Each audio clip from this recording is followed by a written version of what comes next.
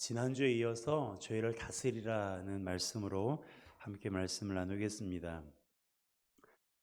우리는 지난 주일에 믿음이 필요한 네 번째 이유에 대해서 말씀을 들었습니다. 우리에게 믿음이 필요한 네 번째 이유는 죄를 다스릴 수 있기 때문이라고 말씀을 드렸습니다. 그러면서 창세기 4장을 보았는데요. 우리가 죄를 다스려야 할 이유가 나와 있습니다. 첫 번째는 죄는 하나님과의 교제를 단절시키기 때문이고요. 둘째는 인간 관계를 어긋나게 하기 때문입니다. 그리고 세 번째는 징계를 받기 때문이에요. 이러한 이유로 우리는 죄를 다스려야 합니다. 그러기 위해서는 두 가지가 필요하다고 말씀을 드렸어요. 하나는 하나님의 말씀에 반응하는 것이고, 또 하나는 성령님의 도우심을 힘입어 죄를 다스리는 것입니다. 그러면서 가인을 예로 들었는데요. 그는 동생 아벨을 돌로 쳐 죽였어요.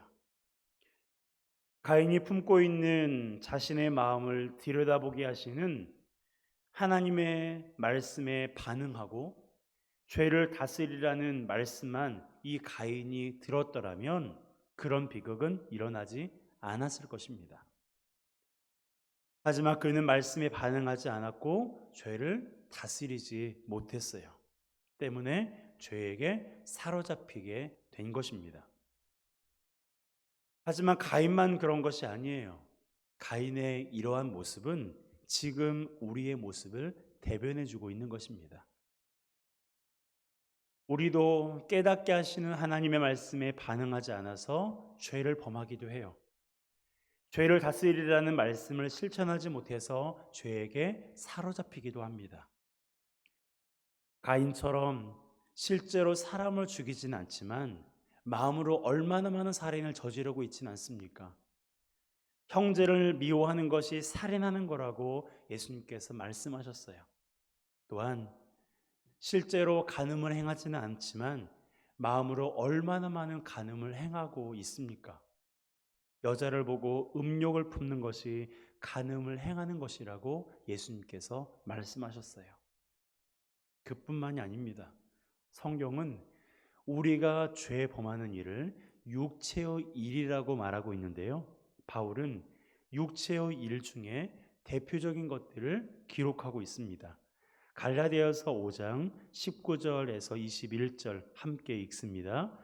육체의 일은 분명하니 곧 음행과 더러운 것과 호색과 우상 숭배와 주술과 원수 맺는 것과 분쟁과 시기와 분냄과 당짓는 것과 분열함과 이단과 투기와 술 취함과 방탕함과 또 그와 같은 것들이라.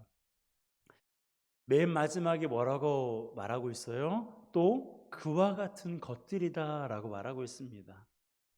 이것은 여기에 기록되어진 육체의 일 외에도 많다는 거예요. 이러한 일들 중에서 우리 자신에게 해당되는 일이 어떤 게 있는지 우리 스스로 생각해 보아야 됩니다. 어느 누가 이러한 일들로부터 자유할 수 있을까요? 나는 이것들과 아무런 상관이 없습니다 라고 말하는 사람이 어디 있겠습니까? 저를 포함해서 우리 모두는 여전히 육체의 일을 하고 있어요. 몸이 아니면 마음으로라도 말입니다. 그러기에 죄를 다스리기 위해서 반응해야 된다는 것을 알면서도 반응하지 못할 때가 있고, 성령님의 도우심을 힘입어 죄를 다스리라는 말씀을 알면서도 그렇게 하지 못해서 죄를 범할 때가 있습니다. 가인도 그랬어요. 그는 수확한 곡식을 하나님께 드릴 줄 아는 신앙인이었어요. 하나님을 믿고 있는 사람이었습니다. 그럼에도 불구하고 그는 말씀에 반응하지 않았고 죄를 다스리지도 못했어요. 그러면 어떻게 되는 것이 옳습니까? 원칙대로라면 어떻게 돼야 돼요? 하나님과 교제가 단절되고 사람들과의 관계가 어긋나고 하나님께 받은 징계로 말미암아 실패한 인생이 되어야 됩니다. 죄를 범하면 그렇게 된다고 지난 주일에 말씀드렸잖아요. 하지만 가인은 그렇게 되지 않았어요. 자, 15절 말씀을 함께 읽겠습니다. 시작. 여호와께서 그에게 이르시되 그렇지 아니하다.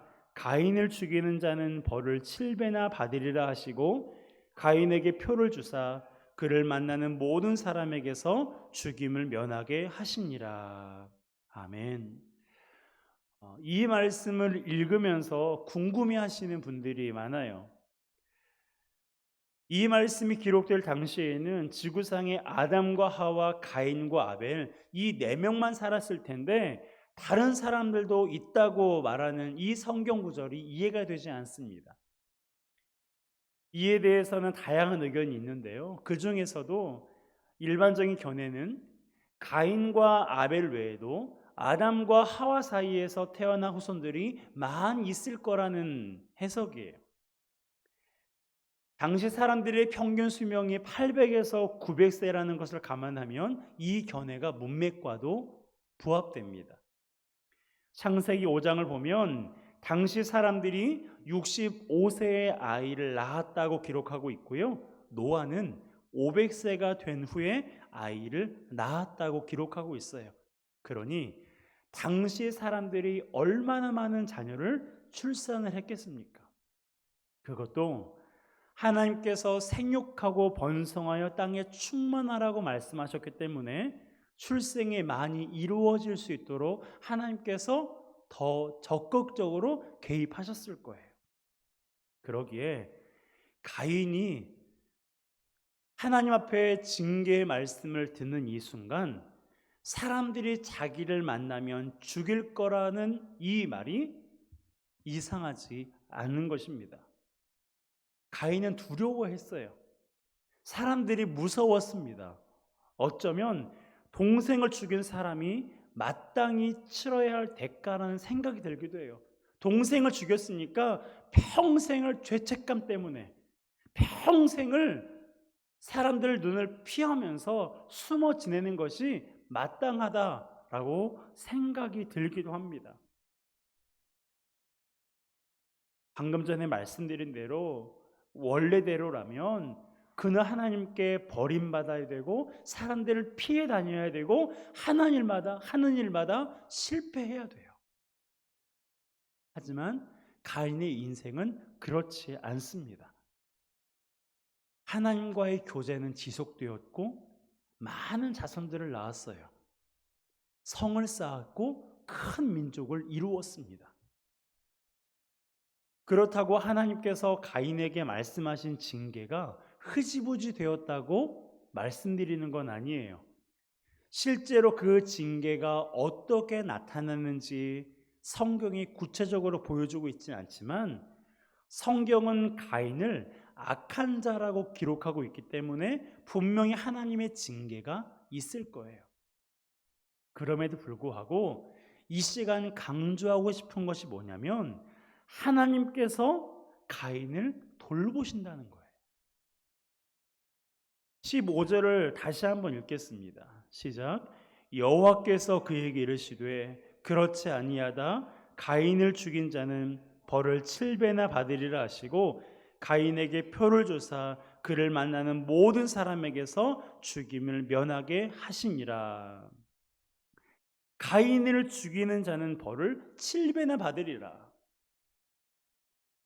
어떠한 사람이 잘못을 했다고 해서 똑같이 그 사람을 비난하고 저주하고 징계하면 죽이게 되면 하나님께서 똑같이 더 징계하신다라는 것입니다. 이 말씀을 보면 우리가 알 수 있는 것이 뭐예요? 하나님은 가인을 버리지 않으셨다는 거예요.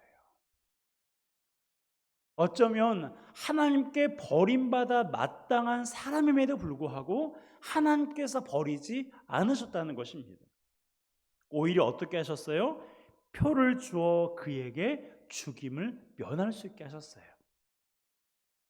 이 표가 어떤 외형적인 표식인지 아니면 가인에게 주신 내적인 확신인지는 분명하진 않습니다. 하지만 분명한 것은 하나님께서 지금 가인을 안심시키고 계신다는 거예요.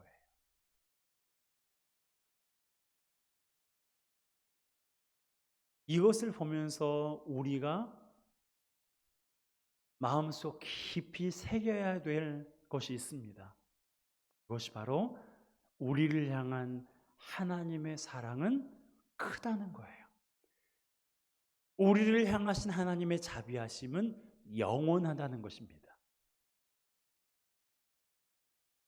우리는 하나님을 믿는 사람으로서 말씀에 반응하여 죄에서 돌아서야 돼요. 성령님의 도우심을 힘입어 죄를 다스려야 합니다. 그럼에도 불구하고 가인처럼 죄를 범할 때가 있어요. 알고 범할 때도 있고 모르고 범할 때도 있습니다. 모르고 범하는 것도 죄예요. 그러면 원래대로라면 어떻게 돼야 된다고요? 죄를 범했기 때문에 하나님과의 교제가 단절되고 인간관계가 흐트러지고 하는 일마다 실패해야 돼요. 하지만 그렇지 않아요. 저를 보아도 그렇고 우리들을 보아도 그렇습니다. 죄를 범했음에도 불구하고 우리는 여전히 하나님과 교제하고 있어요. 죄를 범했음에도 불구하고 우리는 여전히 인간관계를 유지하고 있습니다. 그리고 하는 일이 잘 되기도 해요. 이것이 가능한 이유가 뭐라고요? 따라합시다. 나를 향한 하나님의 크신 사랑, 하나님의 자비하심 때문입니다. 그렇습니다.